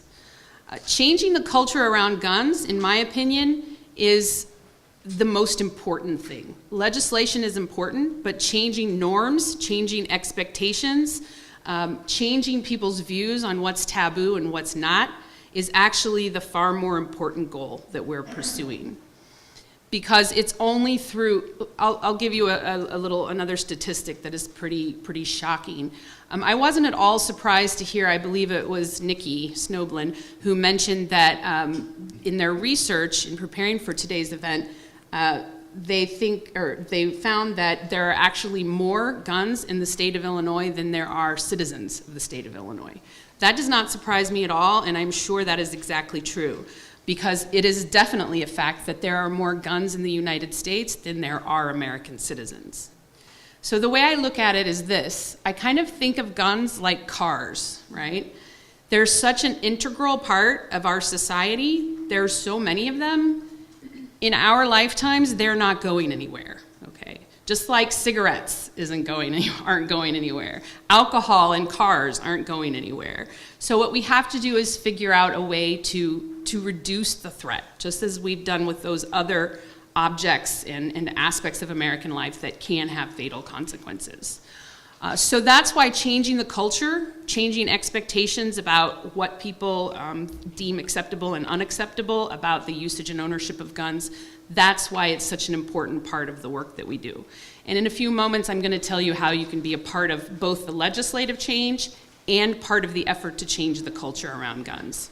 So let's begin what you can do to combat gun violence. And we're going to focus on the local and state levels, like I said. At the local level, you can get involved in stopping the sanctuary county movement. Some of you may have heard of the sanctuary city movement, where cities throughout the United States, some of them, are claiming that, or stating that they are a sanctuary for immigrants and refugees. They're not going to turn over their citizens to ICE. So in Illinois, there is a movement to turn counties into sanctuary counties. And several counties in Illinois have already agreed to do this. The county boards have passed resolutions saying that any gun safety regulations or legislation that is passed, they are simply going to ignore. They're not going to implement those laws and regulations. So in the coalition, we can help you get involved in that if that's something that you're concerned about. Now, I don't want anyone to go home too scared about that. These are non-binding referenda, okay? That's usually what gets passed at the county level. So they don't have a lot of teeth, but they're important. It's important to fight back against the sanctuary county movement because it demonstrates our strength as the gun violence prevention movement. The second thing you can do at the county level is request county level referenda. Again, they're not going to be binding, but any county level referenda that will decrease the threat of gun violence is relevant and helpful because it helps us change the culture around guns. Changing the culture involves changing public opinion, right? Changing what people talk about, putting it out there in the public space so that people are discussing it and having the kinds of conversations and dialogue that we're having today. It's all really important and it all helps, even if referenda are non-binding. And I'd also like you to keep another fact in mind about county level government here in Lake County.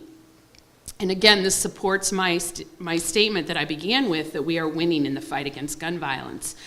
Before Tuesday, there were 21 members of the Lake County Board.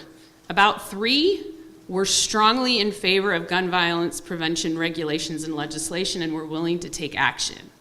About 3 of those 21, another 3, were very supportive of the Illinois State Rifle Association and not not friendly to our cause, those of us who are trying to reduce gun safety, or excuse me, reduce gun violence.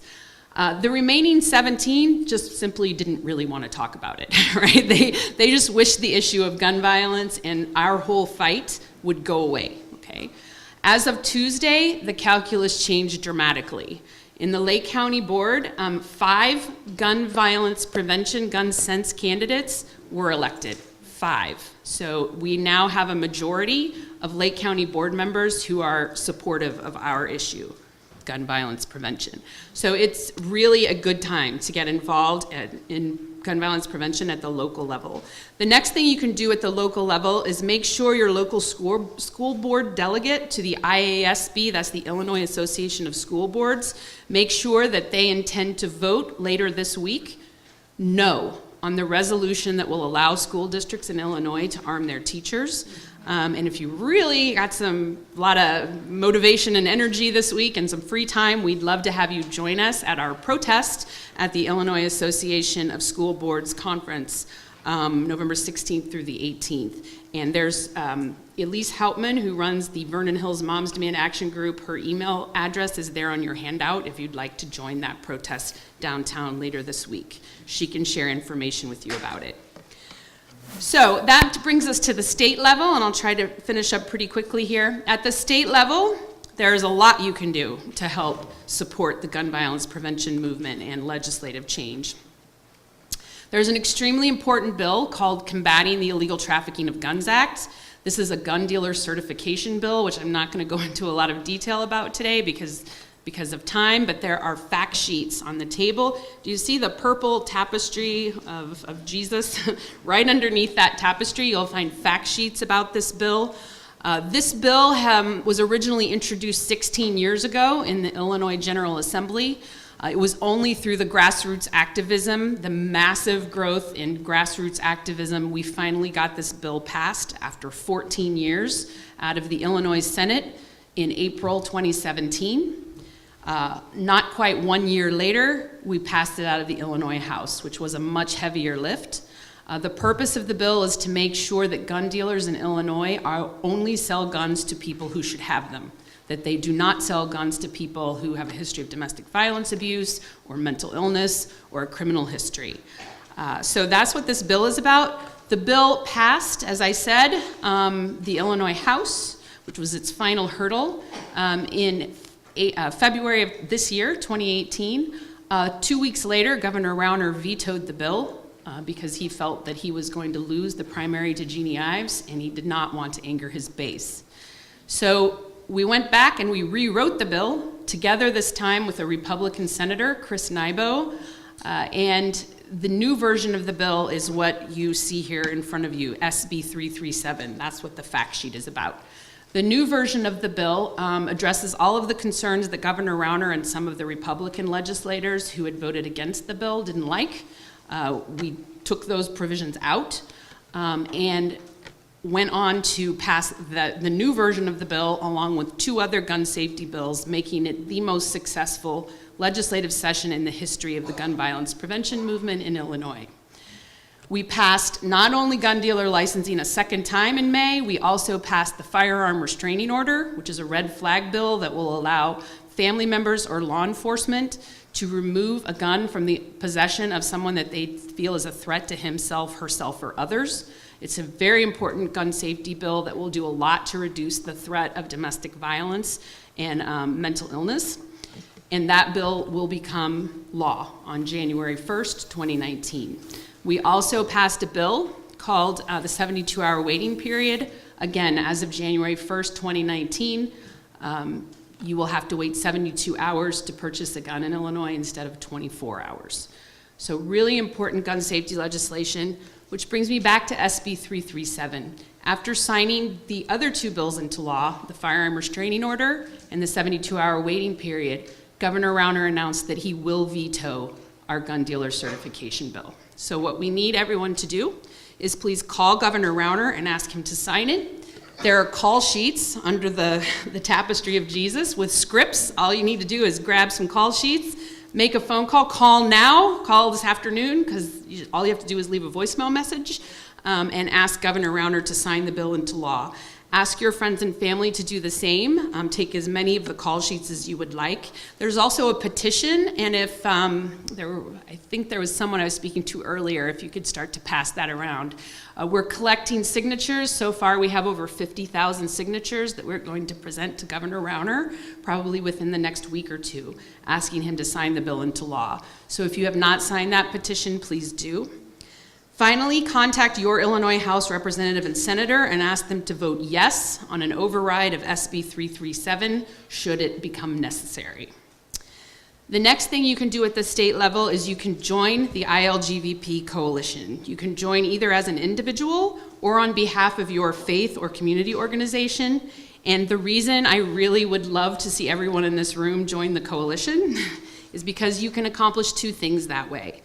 You can find out when and how to take action on future state-level gun safety legislative initiatives. There will be more because we now have, it's yet to be fully determined, but it looks like we're going to have a super majority of gun sense elected officials in the Illinois General Assembly by the time all of the mail-in ballots are counted. And of course, we have a governor now who will sign our bills into law. So there will be more gun safety legislation coming at the state level, and we're going to need the help of as many Illinois citizens as possible to get them passed. The other thing that you can do by joining the Illinois Gun Violence Prevention Coalition is you can help us do the most important thing of all, which is to change the culture around guns. And this next sentence, if you're following along in your handout, is other than we are winning in the fight against gun violence, what you see here, this last paragraph, is the second most important thing I'd like you to take away today.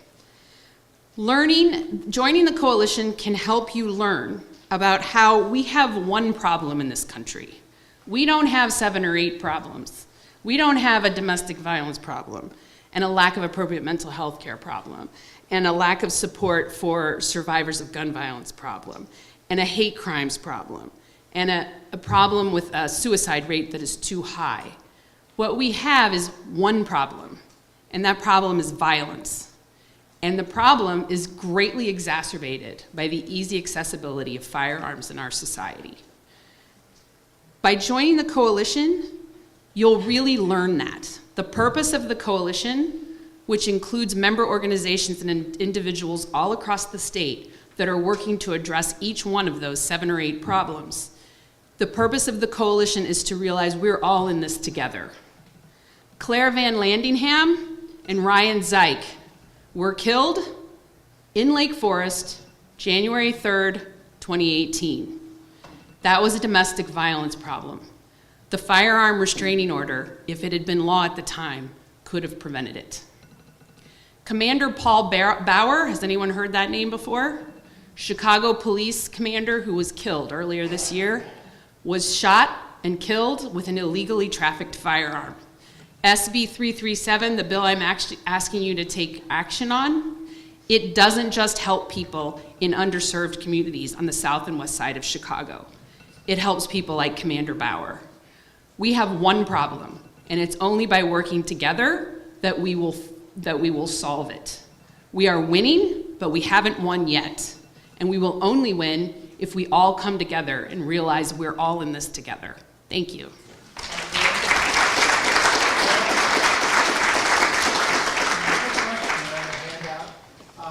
Will the override vote take place with the new General Assembly or the current General Assembly who you were able to beat? Yes. Yes, the override vote, if it happens, will happen the week after Thanksgiving. It's possible, we are hopeful, that Governor Rauner will change his mind, even though he's publicly stated several times he'll veto the bill. That was before he lost re-election.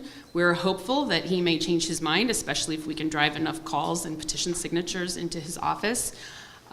If an override vote becomes necessary, it will happen about 2 weeks from now. If we are not able to override the vote, or if Governor Rauner does nothing with the bill, then the bill will die at the end of this year, as of December 31st, and we will have to reintroduce the bill in the next legislative session in January. Okay. A couple of questions. The first one is just a comment that someone submitted. All parents should take the 12-week Lake Forest Police Citizens Academy to increase their awareness. Probably not a bad idea. I've heard good things about it. And here is a question. Any panelist who feels they have something to speak to on this, please just feel free. Students are taught to evacuate school during fire drills, which makes them sitting ducks to a shooter. How should we change how those are conducted, or should we change how those are conducted? That's a tough question, but it's one that actually last week administration from the high school in our district met with the fire marshal and fire representatives, and there has been information coming out from the state about a delayed evacuation, which is called verify. So there is some conversation happening in schools about trying to verify, like rapidly looking at a fire panel, for example, to see where, in a rapid investigation of where a fire may be, because our schools have sprinklers and we have, our fire panel can identify the cause where the alarm went off. So there's talk right now. Right now our protocol is to rapidly evacuate a school. We haven't changed that, but just to be quite honest, it's a really good discussion that's happening between police and fire locally and with school administrators. So we'll have more direction on that, I would say probably next fall if we do change protocol. I also just wanted to point out that there was information about the Parkland shooter pulling the fire alarm. As we look more deeper into information and an analysis of that, it's also quite possible that he did not pull the fire alarm, that the fire alarm went off because he was using high-powered firearms in a small place. So that kind of is what spurred the conversation, but I think it's a good conversation for us to have. Thank you. How do we talk about safety in a psychologically healthy way? Does talking help or hurt? I'll take that one. I think safety is a word that we talk about with kids from when they're very, very small. And I think we need to have those conversations that continue. I think when we talk about little kids, adults are able to protect them and provide a lot of safety in your home. But as they move into an expanding world, you've got to teach them to develop those strategies and skills for themselves. So I think it's really important that when we talk about safety, some of the ways that we might do that really effectively are things like I heard were happening here around that universal curriculum. When you were talking about those, the ISB guidelines, Illinois was actually the first state in the country to have social emotional learning guidelines. They've been in place since 2004. Which is a long time. Unfortunately, it was an unfunded mandate, so no one's really tracking. But I think a lot of times I call bullying prevention, I don't know if you agree with this, a gateway drug into SEL. Because if we can't just say no, just like say no to drugs didn't work so well, say no to bullying doesn't work so well, but saying yes to what does it mean to be respectful and kind and to accept people for who they are and to have conversations and to solve problems are the kinds of skills we need to be teaching. And I think if we can raise our children just like we raise them to be safe on, I talk about that with the internet, for example. You know, I've shown both teenage girls, and they've all seen all kinds of videos about the things that can happen with your voice text. So reminding your child, we saw that statistic that over a third of kids said they would meet someone they met on the internet. That is crazy. And we are not having these conversations. So if you think your kids are the one kid out of 3 that are going to make a good choice, great, but guess what? A lot of them are not. So I think talking about safety and what it means to be safe and what our adult roles are to keep kids safe is important. Kids are scared. It's not like people are afraid to bring things up because they're afraid we're going to create a crisis. Don't ask about suicide. That is not true. What we know is the worst thing you could do is not ask. And so we as adults, when I talk to kids about mental health, they'll tell me they're much more comfortable talking about it than their parents. So we as adults need to think about that statement and think about what we're conveying when we don't have those open conversations with our children. But kids want to feel safe. They know it's your job. The protective shield is the adult's responsibility, and it's pretty fragile right now, and so we need to be honest and try to build it back up. Thank you. I don't know what this means, but I'm guessing you two probably do. When will schools implement full trauma-informed care for all personnel? Well, about that. So I think trauma-informed care, so I mentioned that briefly, the notion that you are training everyone at every level to be thinking differently about how we make kids feel safe and how we train our adult staff. What we think is that the word trauma and trauma-informed is becoming a bit of a buzzword. We're a little bit worried about that at the Illinois Childhood Trauma Coalition. We've been at this now for about 15 years because people are saying, oh, I've been trauma trained because I went to a 1-hour webinar. What we really think is you need to have a lot of training to understand the things that I flew through this morning, this afternoon, about trauma and the effects on the brain. And then you have to be taught not just the lens, not just how it affects development in the brain, but what can you do in whatever field you work in to create new practices. And a large part of that is also really training the adults to take care of themselves. I think we have a huge turnover rate. About 50% of new teachers leave teaching in the first 5 years. I just heard a story this week about people leaving mental health to go work at Aldi because they can get paid more. So we have these really intense roles with education and mental health, and we're not training the people to recognize the signs and symptoms of the distress that they're carrying with them. So part of that training is not just teaching kids new skills, but it's really teaching adults how to take care of themselves and to monitor their own stress so that they can be there for the kids. So when we talk about a trauma-responsive school climate, our hope is that we are going to move towards having that across the state. Right now, Chicago Public Schools is probably the leader in this, which is because they've had to be. But increasingly, I'm getting calls from districts all over the state asking for this help, and we are looking to lead an initiative where we would use that tool that I shared, that trauma-responsive school checklist, to get school districts across the state to assess where they are now and to move forward with that, as well as to get resources and training to help them to move that through, to do it wisely and in a model that makes sense for the rest of the state. So it's coming. If you want to help, I'd love to have you join the Illinois Childhood Trauma Coalition and we can talk about it. Thank you. I think this one is for Sarah. How does legislation address previously identified mental health issues?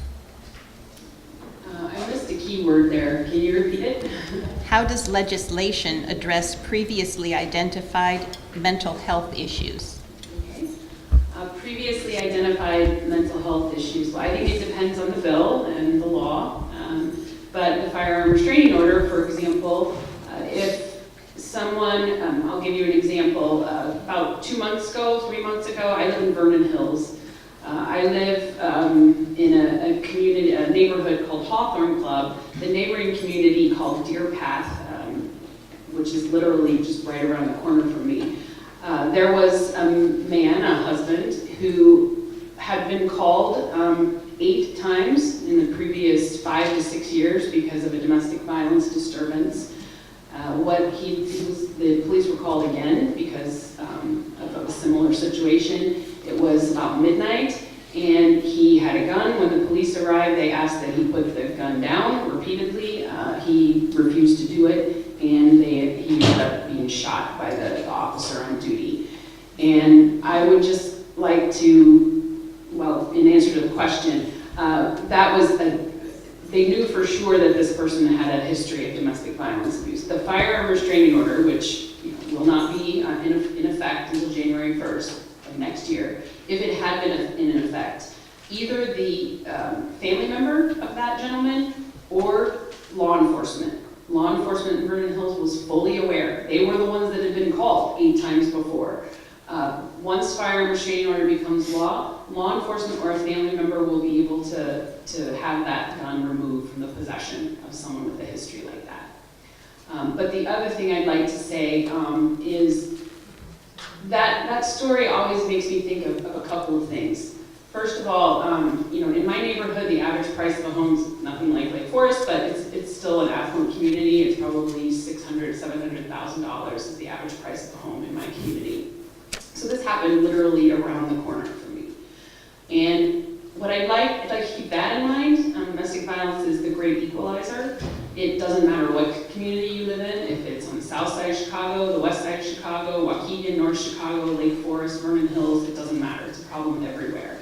The other thing I'd like you to keep in mind is why do you only hear about the gun violence in the media that's happening on the south and west sides or in Waukegan? That story that I just told you was in a small 1 or 2 paragraph story in the Daily Herald. There was some talk about it online for about half a day. And then it was gone, and no one ever talked about it again.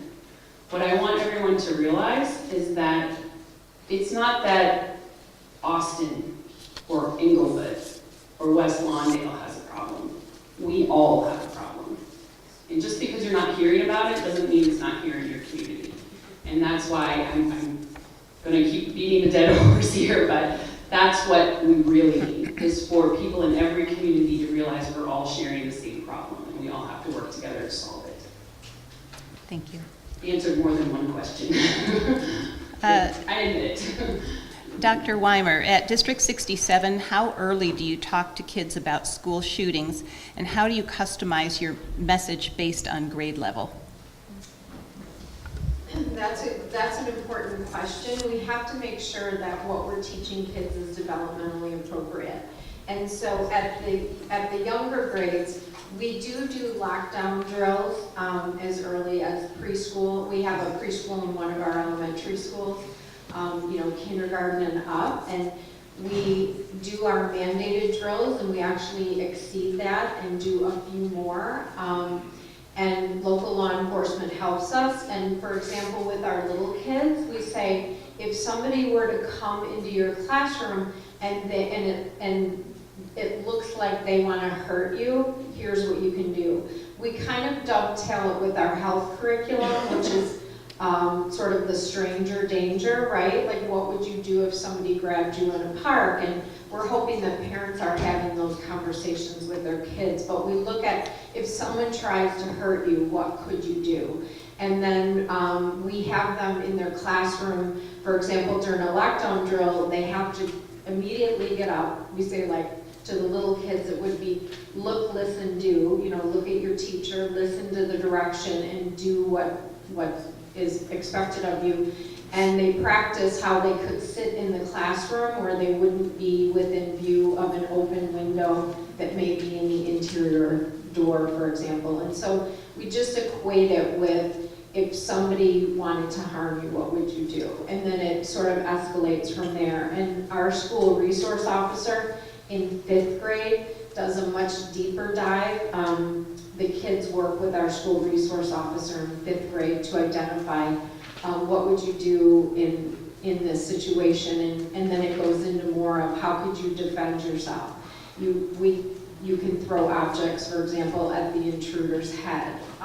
You try to get away, things like that. Thank you. Our students taught see something, say something. Mm-hmm. Yeah, we want to actually publicize that more. See something, say something, or do something, meaning, but certainly seeking adult help immediately. When there's a thing in the literature called leakage, where kids are actually some of the first people to know. So leakage would be if a student is talking to another student about something that is violent or threatening, if they're starting to draw in a journal or on the edges of their paper some violent imagery, if they're writing in a journal or poetry or even a piece for a class that shows that there's some disturbed intent there, a lot of times it's the other kids that find out long before the teacher. When the question came up about how do we train our staff, well, for some of the deeper counseling piece, that's usually a specialized area for like social worker or psychologists. But we want to make sure that all teachers and teacher assistants and office staff, that they know how to recognize when there's a problem, and we have problem-solving teams or administrators available if staff brings that to someone's attention. Can I just add that I think similarly with suicide, we also know that just like kids are more likely to know about kids that are plotting to do something dangerous to others, they also are more likely to know if someone's thinking about hurting themselves. So that issue of stigma reduction and having these conversations and having children be able to come forward and ask adults for help is really important. And similarly with mental health, I think even the red flag rule is limited. So it's really limited in that you don't take away someone's gun forever because they've had a history of mental illness. Most people who have a diagnosis of mental illness are not going to hurt anyone. And it's really important that people know that. What we need to do better is assess risk and impulsivity and have open conversations so that people who are hurting are also getting the help that they need, because we don't want to make it further stigmatizing of mental health. And I think that's a tricky topic as well. Thank you. In the interest of time, I've got just 2 more questions. Before I get to those, I want to say, don't forget to stop at the information table in the back corner. We have Sarah's petitions that she mentioned, and she's also brought a number of different handouts. We have one that we've printed out as well on gun violence in America. Do be sure and take a look at that as you get some coffee. When we're after our final 2 questions, please stop at the league table just outside the door if you didn't already. If you are not a member and would like to get some membership information, we have it there. If you are inspired to become a member right now, we have forms there. Also, all of our events are, no, not all, most of our events are free of charge to the public, like this one, but we always are happy to take donations. So we do have a donation jar. If you just want to throw $1 or 2 in there, it's always welcome. Okay, final 2 questions. This is for Ingrid. When will the transition program at District 115 have the same safeguards as general education? Currently, there are none. I realize it's probably not fair to ask you about District 115 since you do not oversee that, but if you have any insight on that. Yes, I know that has been a topic, but it's hard for me to address it since I only work in District 67 and not 115, but I think it's really important that we protect all of our students, whether they're on our main campus or a satellite campus, so I'm definitely supportive of those conversations that are happening to make sure that all students in our programs have adequate safety provisions. Thank you. This final question is probably a consequence of something that Sarah left us with, but I would like any or all of you to weigh in on it if you could. With violence identified as the core problem, what do we do to address violence? Very open-ended there. I think we listened to Ingrid and, I'm sorry, Colleen. Yeah, I mean, that's a good place to start, right? Because it starts with children. There's a lot of research that have come out, and it's actually something that we already intuitively as teachers would know, but to reduce problematic behaviors for students that are causing gross disruptions in our learning environments, it's so important that we're proactive in building a sense of school connectedness. Students need to feel a sense of belonging and connectedness and engagement. High engagement, high energy for their own learning, empowerment that they are doing things that lend themselves to their strengths, that they're interested in, that they want to come to school in the morning. And the part about being connected, like we need to send a really strong message to kids that when they're not there, it matters. Our school isn't the same. It's not as good when they're not there. We want them to be there. We want to promote positive contributions and connectedness and engagement. And I've always said when I was a principal that every student deserves to walk through the threshold of our door and feel confident and feel comfortable and feel connected. And that is the foremost. Kids aren't going to learn and grow and be ready for the next level if we don't have that intact long before they learn their addition or subtraction facts. And just to add to that, I think hurt people hurt people.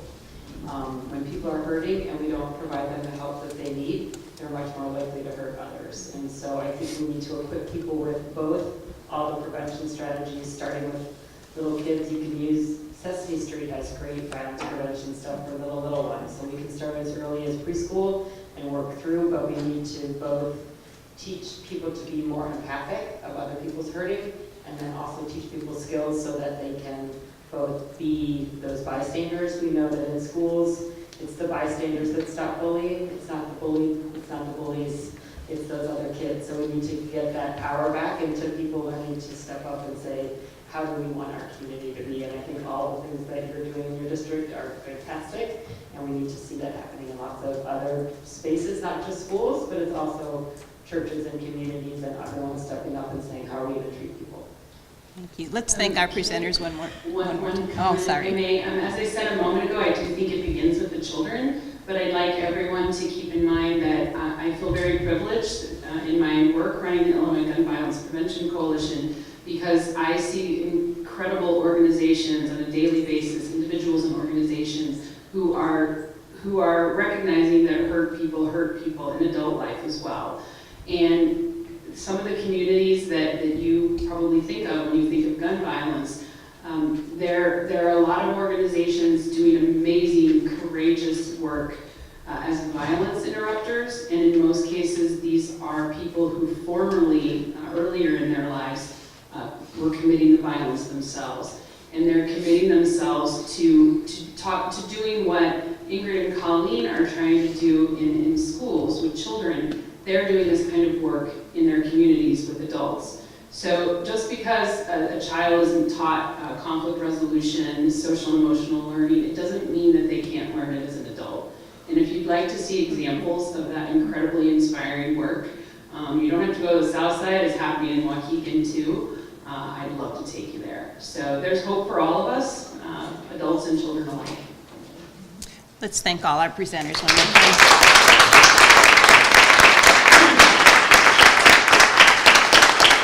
It would be good to remind people, although we mentioned it earlier, that all of this has been filmed by the local municipal cable, and I think it'll also be on their website. Yes, it will. Thank you, Terry. Video from this event will be available as soon as our friend Bill is able to have it ready for us. And it will be on our website. You'll see on the home page an article about this event, and you'll see watch the video. Just click through on that. LWV.lflb.org. It works even without the hyphen, actually. And then don't forget to check out our resources. And in fact, if any of you have resources you'd like to add to it, please just email them to me and I'll put them up there. And again, if you have not been able to fill out the feedback form here, please go ahead and do it online. Thanks so much.